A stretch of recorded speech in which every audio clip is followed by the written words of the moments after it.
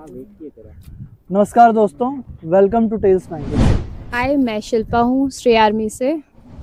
तो आप बताइए कि आप किस तरह से काम करते हैं। यहाँ हम लोग सिर्फ डॉग्स का ट्रीटमेंट नहीं कर रहे हैं, यहाँ हम लोग काफ्स, गोट और पिजन, किटन्स, कैट सबका ट्रीटमेंट हो रहा है। हमारा शेल्टर जमशेदपुर से 20 किलोमीटर दूर दलमा का मेन गेट से 1 किलोमीटर के डिस्टेंस पे है। एक है यहाँ पे हमारे पास तारा, उस पे निकाले हैं, दोनों आँख फोड़ दी है।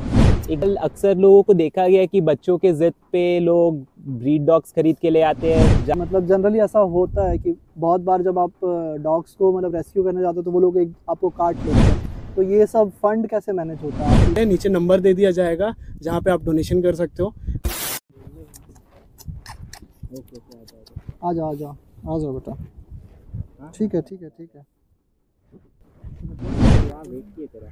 नमस्कार दोस्तों, वेलकम टू टेल्स 99। जैसा कि आपको मालूम है कि हर बार हम किसी न किसी कहानी के साथ आपके साथ आते हैं। इस बार भी हम एक नई कहानी के साथ आए हैं। ये सब आप जो मेरे सामने आसपास देख रहे हैं, ये डॉग स्ट्रे आर्मी का एक शेल्टर है, ठीक है। तो आज हम उन्हीं के बारे में जानने वाले हैं। नमस्कार, कैसे हैं आप? हाय फ्रेंड, मेरा नाम है कमलेश मुखी जी। धन्यवाद my friend. Hello, I am Piyush from the stray army. Hi, मैं शिल्पा हूँ श्रेय आर्मी से।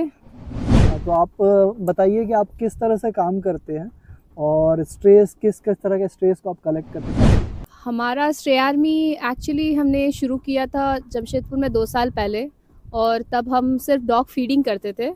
लेकिन फिर हमने देखा कि काफ़ी ज़ख्मी डॉग्स मिले हमें, काफ़ी ज़ख्मी काफ्स मिले हमें, और काफ़ी सिचुएशन काफ़ी ख़राब थी उनकी। तो धीरे धीरे हम ट्रीटमेंट करने लगे उनका, और उन्हें लेके वेट के पास जाने लगे, और स्ट्रे आर्मी शुरू हुआ। यहाँ पिछले कितने सालों से वैसे काम कर रहे हैं इस जगह पर आप? इस जगह पे अभी साल भर हो गया है हमें, काफ़ी सक्सेसफुली हम इसे रन कर रहे हैं। और यहाँ हम लोग सिर्फ डॉग्स का ट्रीटमेंट नहीं कर रहे हैं, यहाँ हम लोग काफ्स, गोट और पिजन, किटन्स, कैट सबका ट्रीटमेंट हो रहा है। हमारा शेल्टर जमशेदपुर से 20 किलोमीटर दूर दलमा का मेन गेट से 1 किलोमीटर के डिस्टेंस पे है। यहाँ पे एक गवर्नमेंट स्कूल है, उसके जस्ट पहले।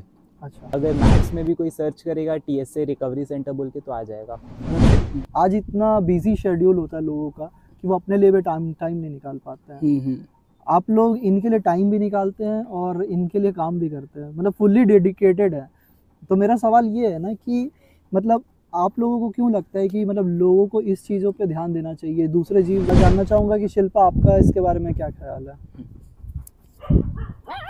मेरा मानना है कि ये जो जानवर हैं सड़क के, जो स्ट्रे एनिमल्स हैं, सबसे ज़्यादा इंडिया में यही झेलते हैं। क्योंकि आप सोचिए, चोट लगा है और ह्यूमन से ही झेलते हैं। गाड़ी मार दे रही है, किसी का जबड़ा टूट जा रहा है, किसी का पैर टूट जा रहा है, किसी के ऊपर एसिड फेंक दिया जा रहा है, किसी के ऊपर गर्म तेल फेंक देते हैं, और ये उसी जख्म के साथ सड़क पे पड़े रहते हैं, भूखे प्यासे, खाने पीने का कोई ठिकाना नहीं, ना घर बार है, ना ठंड में उनको कोई पनाह दे रहा है, बारिश में भीग रहे हैं, गर्मी झेलते हैं, और ये सबसे ज़्यादा झेलते हैं सड़क पे। तो जस्ट इमेजिन इनको ये अगर बोल पाते तो वो क्या बोलते हैं। और हम एज अ ह्यूमन, अगर हम ह्यूमैनिटी नहीं रख के अगर इनके तरफ अगर ध्यान नहीं दे रहे हैं, तो फिर हम कौन से ऐसे इंसान हैं? हम कहाँ आते हैं, किस कैटेगरी में आते हैं? पीयूष, अगर कुछ बोलना चाहो तो बताओ इसमें। तो हम देखते हैं कुछ केसेस ऐसे भी आते हैं जिसमें लोग अपने घर का गुस्सा स्ट्रे एनिमल्स पे निकालते हैं। बेचारे बेजुबान है, कुछ बोलते नहीं, और कहीं ना कहीं यही सबसे ज़्यादा झेल रहे ना। अब लोग अपना गुस्सा, एक है यहाँ पे हमारे पास तारा, उस पे निकाले है, दोनों आँख फोड़ दी है। एक बीच में आया था हमारे पास देव बोल के एक डॉग, जिसका सिर पे कील ठोक दिया था और एक आँख फोड़ दिया था। तो कहीं ना कहीं लोगों को समझना होगा, अपना घर का गुस्सा बेजुबानों पे नहीं निकाल सकते, और धीरे धीरे ये गुस्सा बढ़ के फिर वापस अपने घर पे ही निकलेगा, डोमेस्टिक वायलेंस के रूप में और बहुत तरीके से। आजकल अक्सर लोगों को देखा गया है कि बच्चों के ज़िद पे लोग ब्रीड डॉग्स खरीद के ले आते हैं, जाके पपीज़ खरीद के ले आते हैं। बट एक डॉग अपने घर पे रखना एक बहुत लंबा कमिटमेंट होता है, 12 से 15 साल का एटलीस्ट कमिटमेंट करना है। एक बार तो ले आएंगे, कोविड के टाइम में काफ़ी लोग अपने घर पे डॉग्स ले आए, फिर अभी लॉकडाउन ख़त्म हुआ, उसके बाद लोग अपने अपने कामों में बिजी हो गए। उसके बाद आपको कितने सारे अबैंडन डॉग्स दिखे सड़क पे। बिल्कुल। हमारे शेल्टर पे कितने सारे अबैंडन डॉग्स है, तो एक डॉग लेना बहुत लंबा कमिटमेंट होता है, ये लोग नहीं सोचते हैं। हेलो भैया, मिलिए छोटू भैया से। हेलो। और गगन आया है। अच्छा गगन, हेलो। मैं गगन हूँ, मैं स्ट्रे आर्मी का एक वॉलंटियर हूँ और मैं इनसे 1 साल से जुड़ा हूँ। जब से स्टार्ट हुआ है स्ट्रे आर्मी तब से इन्हीं के साथ हूँ और एज अ प्रोफेशनली मैं एडवर्टाइजिंग फील्ड में काम करता हूँ बॉम्बे बेस्ड कंपनी में ओगलबी में, और एज अ कंटेंट हेड काम करता हूँ। और साथ ही साथ लॉकडाउन के टाइम में मैंने कुछ स्ट्रे डॉग्स को अडॉप्ट किया था, तो उसके मेडिकेशन को लेके मुझे लगा कि हाँ अब जानना चाहिए कि इनकी लाइफ कैसे होती है, इनको कैसे मेडिकेट किया जाता है। तो उस वजह से मैं फिर एक एनजीओ को ढूंढ रहा था। तो धीरे धीरे बहुत सारे एनजीओ भी आए इस प्रोसेस में, लेकिन कोई मुझे उतना ऑथेंटिक नहीं लगा। फिर उसके बाद जब स्ट्रे आर्मी का नाम सुना, इनके अडॉप्शन कैंप में गया, इनके अडॉप्शन कैंप का प्रोसेस देखा, तो मुझे लगा कि हाँ ये लोग जेन्युइनली केयर करते हैं कि चलो अडॉप्ट हो गया एक डॉग, किसी के घर चल गया वो अलग बात है, लेकिन उसके बाद भी उसकी लाइफ ठीक है कि नहीं वो जानना ज़्यादा ज़रूरी है। तो उसके बाद गगन, मेरा आपसे एक सवाल था जी सर। कि मतलब जनरली ऐसा होता है कि बहुत बार जब आप डॉग्स को मतलब रेस्क्यू करने जाते हो तो वो लोग आपको काट लेते हैं। हाँ, तो आपको इसका डर नहीं लगता या क्या? नहीं देखिए, डर तो लगता है क्योंकि पेन एक ऐसा मतलब रिफ्लेक्स एक्शन है ह्यूमन साइकोलॉजी में जिससे इंसान को डरना चाहिए भी। बिल्कुल, क्योंकि जहाँ डर है वहाँ आदमी सिक्योर होकर चलता है, सेफ्टी को लेके चलता है। तो डरने की बात वहाँ तक सही है कि लेकिन आपको ये भी देखना चाहिए कि सुपीरियर गुड क्या है, मतलब एक बड़ा गोल क्या होना चाहिए कि हाँ मेरे उस डर को मैं ओवरकम करूंगा तो फिर एक जानवर की जान तो बच रही है ना। तो ये चीज़ हमें सोच के चलना चाहिए। और एक चीज़ ये है कि डर इस चीज़ से भी है कि आप जितना डरते हो ना उससे ज़्यादा वो जानवर डरा हुआ रहता है। बिल्कुल। और उसका रिफ्लेक्स एक्शन अपने आप को बचाने के लिए होता है। तो ये जो सुनने को आता है ना कि काट दिया है या फिर कहीं दौड़ा दिया है लोगों को, तो वो एरिया में इतना डर वो बैठा देते हैं जानवरों के अंदर कि वो बेचारे फिर अपने आप को प्रोटेक्ट करने के लिए रिफ्लेक्स एक्शन में काटते हैं। तो काटा मुझे भी है। और देखिए काटने का कोई बड़ा इशू है नहीं, काटते हैं तो हर जगह में गवर्नमेंट जो हॉस्पिटल्स है वहाँ भी रेबीज का इंजेक्शन फ्री में लग जाता है। नहीं तो अभी इतना इवॉल्व कर गया साइंस की 1 हफ्ते में 3 इंजेक्शन लग के आपके खत्म हो जाते हैं रेबीज का पूरा प्रोसेस। मैंने जो लगाया है उसको थोड़ा ज्यादा पैसे देने पड़ते हैं। तो रेबीज का मैं तो बोलता हूँ वैक्सीनेशन करा लेना, जैसे टिटनेस का सब लगाते हैं जी जी। तो उसका भी एक कोर्स करा लेना चाहिए। क्योंकि देखिए हम रहते हैं भारत देश में ही है, यहाँ 5 करोड़ जानवर है, कुत्ते हैं, और हमें इन्हीं के साथ रहना है। हम इनसे अलग हो नहीं सकते। ये हमारे समाज का हिस्सा है, ये हमारी माइथोलॉजी और हमारे धर्म का भी हिस्सा है। तो रहना इन्हीं के साथ है। बस वो है कि हमें थोड़ा मॉडर्न साइंस का अप्रोच लेके चलना पड़ेगा। इन्हें भी वैक्सीनेट करा दे, ठीक है, अगर काटे तो इन्हें भी वैक्सीनेट करा दे। उसके बाद जो थोड़ा एग्रेसिव है या थोड़ा एंजाइटी वाला डॉग है उससे थोड़ा उसको खाना खिला के रखे, उसको सेफ जगह में रखे, और उनको गाइड कर देते हैं कि देखिए ऐसा अगर केस है तो उसको क्या क्या प्रिकॉशंस लेके चलना चाहिए।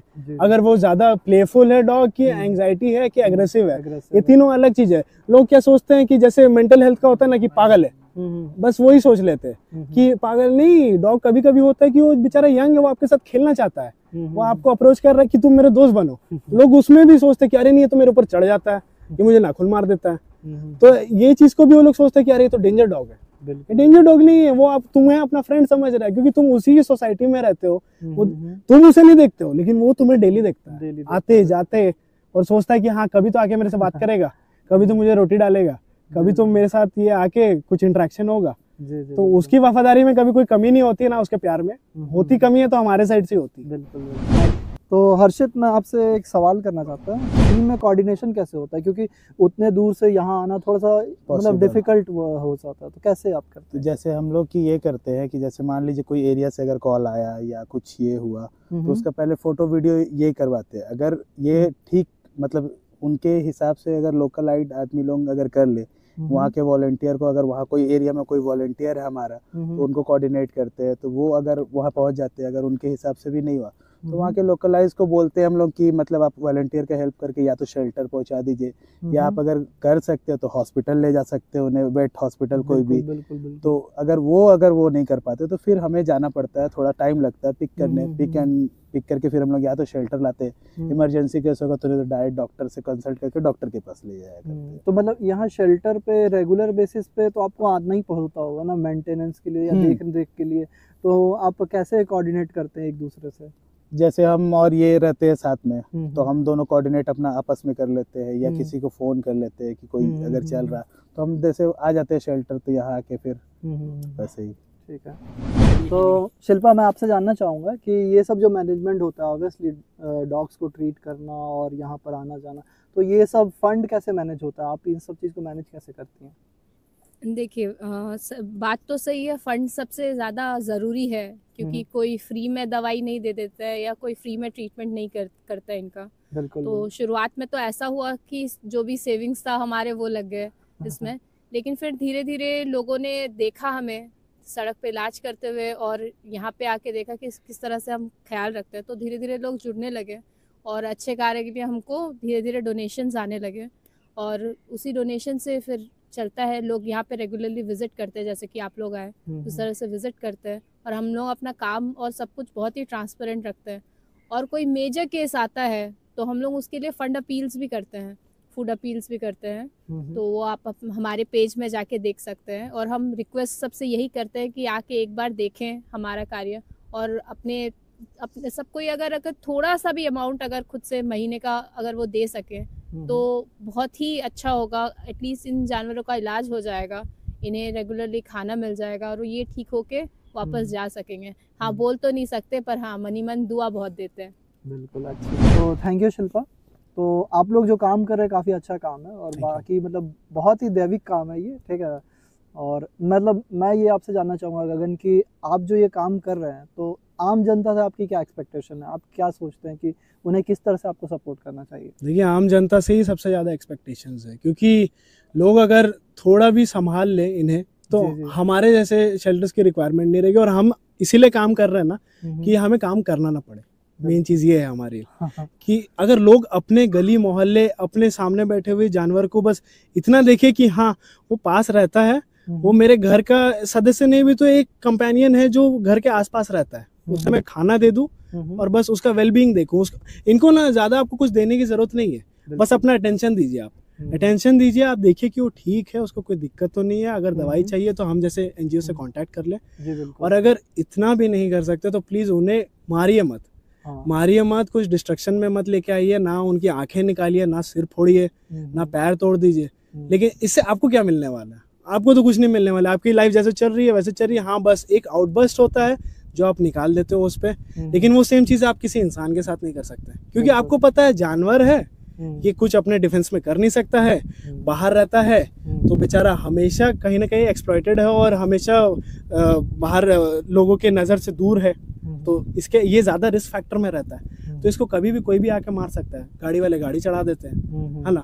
उसके बाद जिनके पास तेल पड़ा है वो तेल फेंक देते हैं, जिनके पास गर्म पानी पड़ा है गर्म पानी फेंक देते हैं। ठीक है, आपको नहीं पसंद है ये कि आपके घर के पास आए या आपके घर के मतलब सामने भी भटके, तो फिर आप उन्हें थोड़ा सा दूर कर सकते हो या खाना कहीं और जाके दे सकते हो। लेकिन आपके घर के पास भी अगर वो आ रहा है तो ये उसको नहीं पता कि आपका 2 BHK है, आपने 2 करोड़ या फिर 50 लाख में खरीदा है उसे, तो उन्हें ये सब नॉलेज नहीं होती कि दुनिया कैसे काम करती है, पैसों पे काम करती है। लोगों ने अपने अपने घर बांटे हुए, अपने अपने एरिया बांटे हुए, अपने अपने देश बांटे हुए लोगों ने, उन्हें ये नहीं पता, उन्हें ये सब आइडिया नहीं रहता है। इसलिए वो बस आपसे आपके आसपास रहते हैं कि उन्हें लगता है कि हाँ ये मेरा एरिया है, ये यहाँ मैं बिलोंग करता हूँ, यहाँ मुझे प्यार मिलता है और यहाँ मैं सेफ रहूँगा।